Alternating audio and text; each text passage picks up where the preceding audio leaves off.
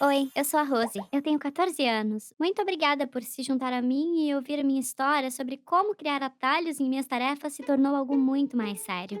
Você precisa ouvir o que eu fiz para não cometer o mesmo erro. Essa é a minha casa. Há muitas janelas, né? Bem, tem bastante gente. Primeiro, deixe-me apresentá-lo à minha família. Primeiro tem minha mãe e meu pai. Minha irmã Shelley tem 19 anos. Eu quase não a vejo porque ela estuda o tempo todo. Meu irmão Aaron é 2 anos mais velho que eu e gosta de ser barulhento. Eles nem sempre se dão bem. E então, tem eu. Depois, há meu irmão de 12 anos, Charlie. A próxima é a Olivia. Ela tem 8 anos e adora pintar. E então tem o Bob. Ele tem 5 anos. E a bebê da família, pelo menos até que meus pais tenham mais, é a Sienna. Ela acabou de fazer 3 anos. Isso mesmo, meus pais têm 7 filhos. Por enquanto. Eles simplesmente adoram crianças. Há algumas coisas ruins em ter uma família grande. Eu nunca andei de avião, porque as passagens custam muito caro para todos nós viajarmos. No verão, quase sempre ficamos em casa. Mas há o suficiente de nós para jogar alguns jogos bem legais. Nós somos especialistas em esconde-esconde. Uma das coisas ruins de morar com tanta gente é a comida. Se você abrir um pacote de biscoito nesta família, eles desaparecem imediatamente. E muita gente comendo muita comida significa muita louça para lavar. E nós somos comedores super exigentes. Sherry praticamente vive de batatas fritas. Aaron não enjoa de frango. Bob tem alergias. Minha mãe é vegana. E a Sienna adora pepino. Mas só se ele for cortado em disquinhos. Na verdade, se você quiser que ela prove algo novo, você tem que cortar em círculos. Charlie, papai e eu comemos praticamente de tudo. Meu pai disse uma vez que se ele mantivesse a louça limpa o tempo todo, ele nunca teria a chance de cozinhar comida para nós. Felizmente, nós temos uma máquina de lavar louça. Todos na nossa família fazem tarefas, até o Bob. E o meu trabalho é carregar e descarregar a máquina de lavar louça. Esse costumava ser o trabalho da Shelley, mas ela tem provas super importantes. Então agora os pratos são minha responsabilidade. Todo mundo sabe colocar a louça suja de um lado e pegar a louça limpa de outro lado. Nós não aguardamos. Nós as usamos rápido demais para isso. É cansativo. Nunca tem um momento em que tudo esteja limpo. Um dia no verão, estávamos tendo um jogo épico de esconde-esconde quando minha mãe gritou: Rosie, a máquina de lavar louça terminou! Eu fui pra cozinha chateada por estar perdendo o jogo. Eu rapidamente peguei todos os pratos limpos e os empilhei ao lado. E depois joguei toda a louça suja dentro. Elas eram mais do que o normal porque o Aaron tá aprendendo a cozinhar. Seu prato da semana foi frango frito estilo sulista. No entanto, foi um milagre. Eu quase consegui colocar tudo. Faltava só uma tigela. Eu olhei pra ela, parecia limpa. Eu sabia que a Olivia tinha pintado mais cedo naquele dia. Eu achei que ela usava tigela para lavar os pincéis. Eu tava meio irritada. Embora fosse meu trabalho lavar a louça, ela já era grandinha para limpá-las também. Eu enxaguei a tigela por 2 segundos na água fria e a movi para o lado limpo da cozinha. Eu tinha finalmente lavado a louça e corri de volta para entrar no jogo. Logo o papai gritou: Arrumem as mãos! O que é o jeito dele de dizer para lavarmos as mãos antes de comer? Tinha tomate, pãezinhos, carne e pepino. Fatias de banana e um pouco de queijo. Sienna não experimentou o queijo até que Bob o cortou no formato certo com um cortador de biscoitos. E alguns de nós comemos o frango que o Aaron tinha feito. Tava uma delícia. Papai brincou que ele deveria ser chefe quando crescesse, mas o Aaron disse: Não precisa. Quando eu for um guitarrista de rock famoso, eu contratarei um chefe. Logo depois, todos nós ficamos doentes. Mamãe ficou doente, Aaron ficou doente, Olivia ficou doente, Bob ficou doente. Foi terrível. Justo quando pensamos que tudo havia se acalmado, a Sienna ficou doente. Eles ficaram doentes por cerca de 3 dias. E então, felizmente, todos começaram a melhorar. Todos, exceto a Sienna. Ela simplesmente não conseguia comer nem beber nada, nem mesmo água. Até que minha mãe percebeu que só havia uma coisa a ser feita. Foi terrível. Mamãe e papai estavam tão preocupados. Eu nunca os tinha visto tão assustados. Depois que a levaram ao hospital, Sienna melhorou muito rápido porque eles colocaram fluidos dentro dela para ajudar na desidratação. E então eles fizeram um monte de testes. E aí descobriram que ela tinha tipo uma intoxicação alimentar chamada Campylobacter. Você pode contraí-la de várias maneiras, mas uma das mais comuns é com o frango que não foi cozido direito. Mas a Siena não come frango, minha mãe disse. Ela só come coisas redondas. Os médicos nos pediram para pensar no que havíamos comido antes que todos adoecessem. A família toda pensou o máximo que pôde. Aaron parecia super culpado. Mamãe, ele disse, você acha que o meu frango frito fez a Sienna adoecer? A mamãe olhou para o papai. O frango estava bem cozido, disse meu pai. Nós o testamos com cuidado. E enfim, disse a mamãe, eu passei mal e não comi frango. Quem comeu frango? Eu perguntei. Descobrimos que papai, Charlie, Aaron e eu comemos frango no almoço. O médico perguntou o que mais vocês comeram naquele dia. Pepino, disse a mamãe. Comemos pepino todos os dias. Mas as pessoas não ficam doentes com pepino, eu disse. Você acha que foi o pepino que deixou todo mundo doente? Mas então descobrimos que todos os que ficaram doentes comeram o pepino. Eu ainda não entendia como minha família podia ter ficado tão doente com pepino. Aí o médico disse que essa bactéria também poderia se espalhar pelos fluidos do frango cru se você não lava os pratos direito. Quê? Eu disse. Nós temos uma lava-louça. Eu só carrego e descarrego. E então eu me lembrei. A tigela. Por um instante, eu pensei em não contar à minha família o que tinha feito, mas eu sabia que nunca poderia conviver comigo mesma se não contasse a verdade. A tigela com a listra roxa, eu disse. Eu achei que a Olivia tinha acabado de usar para pintar, então eu só enxaguei. Arrow parecia horrorizado. A tigela com a listra roxa, eu coloquei o frango nela antes de fazer os temperos. Oh, Rosie, disse a mamãe muito triste. De alguma forma, o fato dela ficar triste era pior do que se ela ficasse com raiva. Eu comecei a chorar. Mãe, eu disse, eu sinto muito. Eu só queria que todos os pratos ficassem limpos. Eu não achei que pudesse me sentir pior do que naquele momento. Mas eu podia, porque naquele momento a Sienna disse: Mamãe, minhas pernas estão estranhas. O médico disse: todos pra fora. Então, observamos pela janela. O médico pediu pra Sienna para mexer as pernas, para tentar sair da cama, mas ela não conseguiu. Ela não conseguia mexer as pernas. Ela estava paralisada. Eles tiveram que fazer mais um monte de testes. E então, a paralisia se espalhou para os seus braços. Sienna teve uma reação rara à bactéria Campylobacter. Isso pode ser muito grave. Seu próprio sistema nervoso a estava atacando. Mamãe e papai ficaram no hospital o tempo todo. E nós íamos no horário de visitas todos os dias. Felizmente, a Sienna teve muita sorte. A paralisia durou apenas 2 semanas. Mas posso dizer que foram as 2 semanas mais longas da minha vida. Quando ela voltou para casa, ela estava praticamente de volta ao normal. Exceto que, como a comida do hospital vinha de todas as formas e tamanhos, ela aprendeu a comer coisas que não são redondas. Agora ela gosta de coisas de todas as formas e tamanhos. E quanto a mim, eu aprendi a nunca criar atalhos em minhas tarefas. Então foi assim que eu envenenei minha família e paralisei minha irmã. Temos muita sorte por ela não ter morrido. Você já criou atalhos nas suas tarefas? Conte-me nos comentários, tenho certeza de que não sou a única. E aqui, felizmente, as coisas voltaram ao normal. Lá vou eu! Olá, eu sou a Júlia e eu tenho 14 anos como minha melhor amiga, Amelie. Nós frequentamos a mesma escola e passamos a maior parte do tempo juntas desde a primeira série. Isso se complicou quando eu conheci meu primeiro namorado há alguns meses. Lucas e eu passamos muito tempo juntos, claro.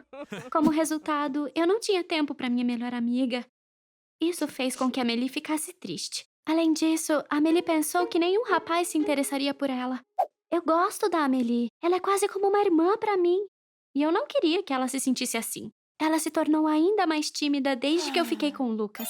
Quando eu queria fazer algo junto com os dois, no início foi muito difícil, porque a Amelie mal falava e ela não se sentia à vontade. Então nós não nos divertíamos. Quando a minha irmã mais velha, Leonie, estava em casa de férias, eu lhe disse como a Amelie estava e como eu ficava dividida. Eu queria sair com o Lucas, mas a minha amizade com a Amelie também era importante para mim. Leonie me entendeu e disse que seria melhor se a Amelie conhecesse alguém também. Isso tiraria um pouco da sua timidez e aumentaria sua autoconfiança, ela disse. E você não tem que desapontar sua amiga por causa de um menino. Eu não ia fazer isso, mesmo. Uma tarde, eu estava em casa, sozinha, mexendo no Snapchat e tive uma ideia. Eu queria dar a Amelie um pouco mais de autoconfiança e enviar-lhe fotos da conta de um bom rapaz, claro. Eu inventei o Ben. Depois, eu também descobri como criar uma segunda conta nas redes sociais. Depois, procurei nas profundezas da internet por fotos de um cara atlético da Austrália. Eu usei o celular que usávamos nas festas para verificar a nova conta com o Ben. Logo em seguida, Ben estava online. Eu peguei muitas fotos na rede do garoto australiano que eu queria enviar para Amélie pouco a pouco. Ela deveria se sentir lisonjeada e simplesmente melhor com o interesse dele. Pelo menos essa era a minha ideia.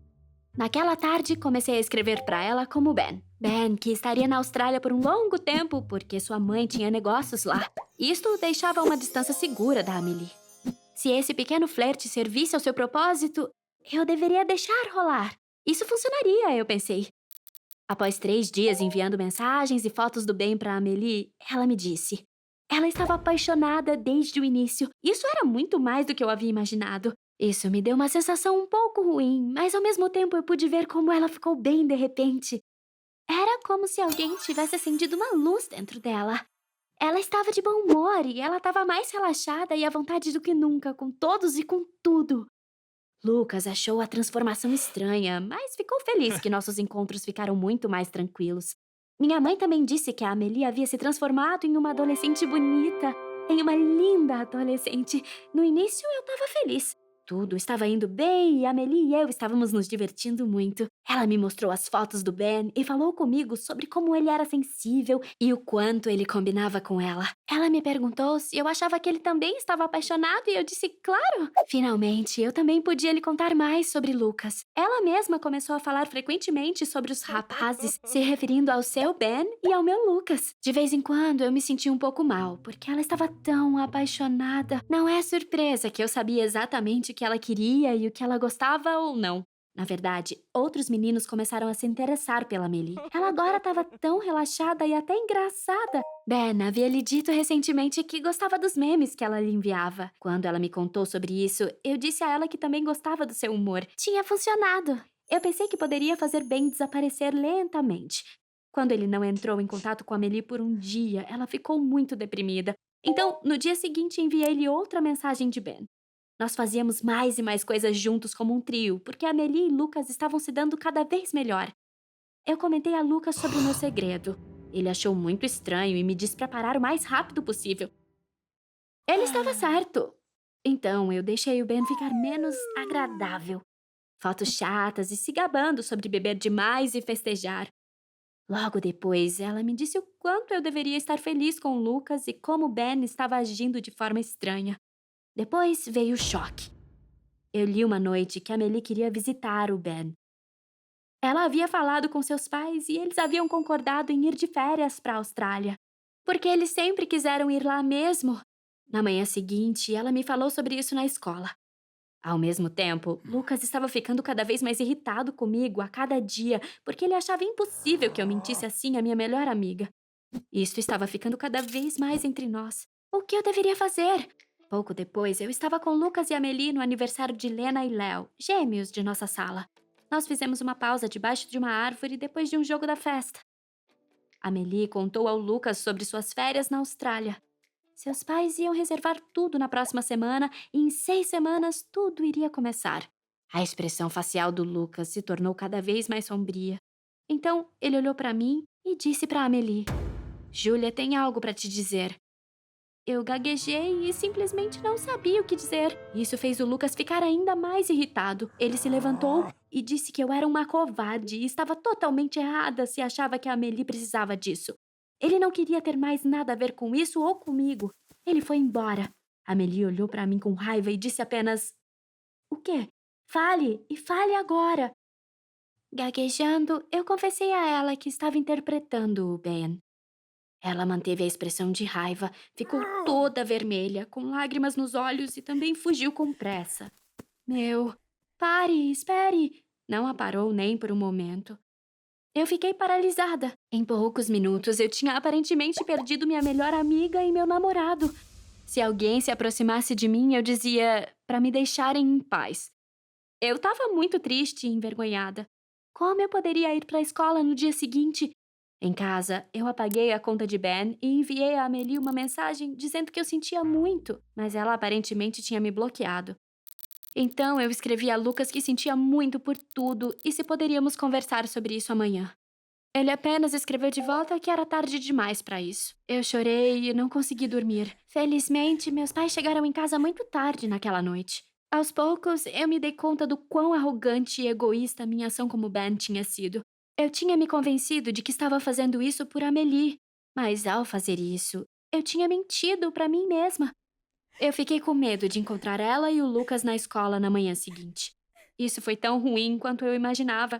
Ou pior, Lucas estava conversando com a Amélie no pátio da escola. Quando eu caminhei em direção a eles, eles viraram as costas. Os outros da minha turma me olhavam de forma estranha. Na sala de aula, Amélie sentou-se no fundo com Lena, que tinha vindo à escola naquela manhã sem Leon. Eu não aprendi nada na aula naquele dia. Quando a aula acabou, eu corri atrás de Amélie no caminho para casa e a alcancei. Eu pedi desculpas a ela e disse que na noite anterior eu havia percebido o quão egoísta, estúpida e arrogante toda essa ação tinha sido. Então, eu disse que sentia muito por tudo e que eu não queria que nossa longa amizade acabasse por causa do meu erro. O que eu posso fazer? Eu perguntei a ela. Ela encolheu os ombros e me disse que se sentia mal e que não sabia quando iria melhorar. Deixe-me em paz por enquanto, disse ela. O que mais eu poderia fazer? Então eu fui para casa e esperei os dias seguintes para que ela falasse comigo novamente. Passaram-se semanas até que as coisas voltassem a correr bem. Mas a nossa amizade sobreviveu, ao contrário da minha relação com o Lucas, que simplesmente acabou. Ele não podia e não queria mudar isso, ele disse. Mas ele é um bom amigo da Amélie, o que nem sempre é fácil para mim. Mas eu tenho apenas a mim mesma a culpar sobre isso. Olá, eu sou o Tim e tenho 13 anos. Nos últimos meses, eu tenho roubado de meus pais. É claro que eu não pensei assim no início. Eu achava que eram coisas que não precisavam, que estavam apenas jogadas por aí. Coisas que estavam lá e que poderiam ser melhor aproveitadas. Mas é melhor se eu contar a história desde o início. Meus pais são, na verdade, muito bons. Eles estavam orgulhosos que eu estava fazendo campanha pela ação climática e que eu estava envolvido com um orfanato na África. Meus pais sempre concordavam comigo quando eu dizia que o mundo é muito injusto e o nível de pobreza em nosso planeta está insuportável. Mesmo quando eu perguntei se eles achavam que deveríamos fazer mais para ajudar aqueles que estão em pior situação, eles concordaram comigo. No início, eles também ficavam sempre dispostos quando eu pedia doações para vários projetos. No entanto, com o passar do tempo, eles ficaram cada vez mais relutantes em me dar qualquer coisa e disseram que era a vez dos outros pais doarem. E então nós tivemos uma grande discussão. Foi sobre os custos de impressão de um panfleto que pedia uma demonstração climática. Eu pedi a meus pais para cobrirem a quantia que faltava, mas eles disseram que simplesmente não tinham o dinheiro. E aí eu disse, então vamos vender algo. Temos tantas coisas que seriam boas para vender e que nenhum de nós sentiria falta. Agora já chega, nós não vamos vender nossas coisas. E você está errado, nós sentiríamos falta delas. Eu não quero mais ouvir falar sobre isso. Minha mãe disse com muita raiva. Mas eu vou... Eu me opus. Mas meu pai também disse que já tinha ouvido o suficiente e a discussão terminou ali. Alguns dias depois, eu li que uma tempestade destruiu o telhado da escola no orfanato africano com o qual eu estou envolvido. Eles precisavam muito de dinheiro para um novo telhado. Eu sabia que não poderia pedir a meus pais. Eles tinham acabado de dizer não e ficariam irritados se eu pedisse novamente. No entanto, nós tínhamos tantas coisas desnecessárias. Eu queria provar que eles não sentiriam falta delas. E eu estava ajudando. Uma escola era muito mais importante do que coisas inúteis em gavetas e armários. Logo após minha aula de reforço, eu estava em casa sozinho e vasculhei algumas gavetas. Eu encontrei uma carteira com dinheiro em moeda estrangeira, uma câmera que não era usada há muito tempo e uma moeda de ouro. Eu coloquei a câmera e a moeda de ouro em um site de leilões. Eu levei o dinheiro ao banco e o troquei, e também as moedas do meu cofrinho. Eu depositei o dinheiro na minha conta bancária e o transferi diretamente para a conta do orfanato. A câmera e a moeda de ouro foram imediatamente vendidas, o que trouxe ainda mais dinheiro para minha conta. Eu imediatamente enviei o dinheiro. Foi muito conveniente que meus pais fossem fazer compras para meus avós toda quarta-feira depois do trabalho. Nesses dias, tinha aulas em casa com Nina, uma menina mais velha da minha escola. Mas depois ainda havia tempo suficiente para embrulhar os pacotes e de levar eles ao correio sem que meus pais percebessem. Infelizmente, o dinheiro que arrecadei ainda não foi suficiente para o telhado da escola. Então, eu voltei para casa para procurar coisas que ninguém sentiria falta. No porão, eu encontrei os esquis do meu pai. Ele já não esquiava mais mesmo depois de um acidente de esqui há 2 anos. Havia também um relógio de bolso no fundo de uma gaveta de seu guarda-roupa que eu nunca tinha visto antes. Bem no fundo do guarda-roupa da minha mãe, encontrei uma bolsa e sapatos debaixo de algumas caixas de sapatos. Eles pareciam novos. E eu nunca os tinha visto antes também. Eu tirei foto das coisas com meu telefone e as coloquei novamente à venda na plataforma de leilões. Os esquis, a bolsa e os sapatos renderam bastante também. A grande surpresa foi o preço do relógio de bolso. Ele havia sido leiloado por mais de 1.000 euros. Eu estava super feliz. Imediatamente eu transferi o dinheiro para a África e comecei a empacotar tudo. Os esquis foram recolhidos em nossa casa. Eu pedi que o comprador coletasse na quarta-feira, quando meus pais estavam fazendo compras, como de costume. Eu levei o dinheiro ao banco na manhã seguinte e o transferi novamente. Alguns dias depois, o suficiente foi arrecadado para o telhado da escola. E eu tinha um papel importante nisso. Eu estava muito feliz. Um pouco depois, eu li que a capitã de um navio de resgate foi processada. Ela resgatou alguns refugiados de afogamento e os trouxe para a terra sem permissão. Doações eram necessárias com urgência para o caro processo judicial. Por muito tempo eu fiquei irritado com o quão pouco os políticos se importavam com o fato de tantas pessoas estarem se afogando no Mediterrâneo. E eu não conseguia entender porque eles não estavam fazendo mais sobre isso. Mais uma vez, eu procurei em todos os cantos possíveis. E fiquei muito surpreso quando encontrei uma mochila no sótão, com todos os tipos de coisas da minha falecida avó. Fotos e cartas, mas também joias. Minha avó não precisava mais dessas joias, e meus pais não pareciam interessados nelas. Então, eu resolvi fotografar as joias também e leiloá-las. Na quarta-feira seguinte, minha aula de reforço acabou e Nina tinha acabado de sair. Mas eu ainda podia ouvir a voz dela fora de nossa casa. Eu saí e vi 2 policiais conversando com ela. Ela continuou dizendo não em voz alta e estava obviamente muito chateada. Pouco tempo depois, meus pais chegaram. Eles voltaram para casa muito mais cedo que o normal. Levou um tempo para eu entender o que estava acontecendo. Meus pais provavelmente notaram que cada vez mais coisas desapareciam em casa e consideraram a Nina como a única suspeita, embora mal a conhecessem. Para pegá-la em flagrante, eles haviam informado a polícia. Eu corri e gritei: "Não, parem! Nina não tem nada a ver com isso." Meus pais ficaram horrorizados. Eles pediram desculpas a Nina e à polícia. Então eles tiveram uma longa conversa comigo. Eles ficaram muito desapontados, mas também disseram que assumiram um pouco de responsabilidade pelo que aconteceu. Eles queriam saber tudo em detalhes. Claro, eu tive que retirar as joias da minha avó do leilão imediatamente. Quando contei à minha mãe que ainda não havia vendido as joias, ela ficou muito aliviada.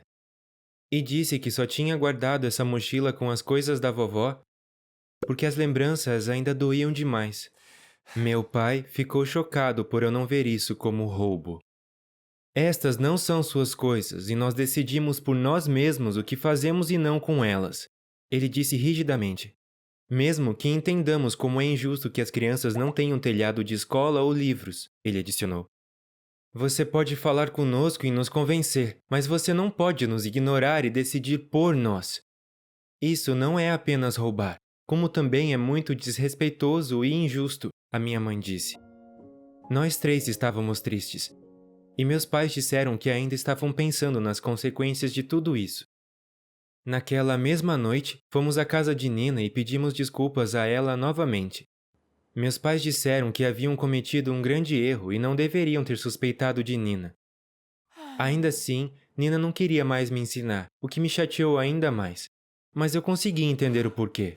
No dia seguinte, meus pais me contaram as 3 consequências do meu comportamento. 1. Eu tive que renunciar 1/3 do meu dinheiro pelo resto do ano. 2. Meus pais iriam para o meu quarto logo após a nossa conversa e levariam 7 coisas de valor. Eles as venderiam e doariam valor para uma organização de sua escolha. 3. De agora em diante, haveria uma noite toda semana em que não faríamos nada além de conversar sobre qualquer coisa que parecesse importante para nós. Eu fiquei muito surpreso. Eu tive que ficar na sala enquanto meus pais iam ao meu quarto escolher coisas para vender. Eles voltaram com meu skate, meu troféu de corrida, o abajur de mesa da minha avó e meus 4 álbuns de recortes de futebol. Todas coisas que não usava mais ou raramente usava, mas mesmo assim eu era muito apegado a elas. Foi difícil de engolir. Mas acho que é assim que eles se sentiam com as coisas que eu tirei deles. Eles realmente leiloaram tudo e doaram o valor arrecadado para uma organização que cuidava de jovens infratores. Eu comecei a ver as coisas do ponto de vista deles, e mesmo que eu tivesse boas intenções, eu percebi que estava errado. E agora, entendo que muitas vezes é difícil julgar o que é importante ou valioso para outra pessoa. Se vocês gostaram da minha história, não se esqueçam de curtir este vídeo e se inscrever no canal para mais histórias emocionantes. Até mais!